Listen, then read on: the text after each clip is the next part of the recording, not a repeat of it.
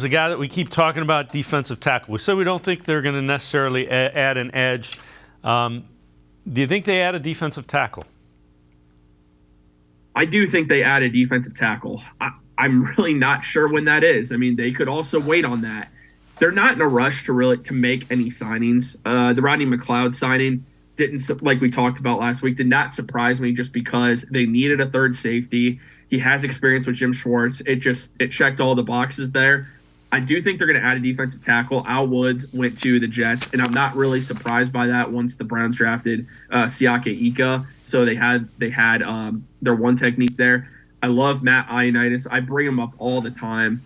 He just makes so much sense for what the Browns look for. He can play inside out. He can be your 3 technique. He can be the guy next to Dalvin Tomlinson. And then you have a defensive line of Myles Garrett, Matt Ioannidis, Dalvin Tomlinson, Ogbanaya Okwankwo.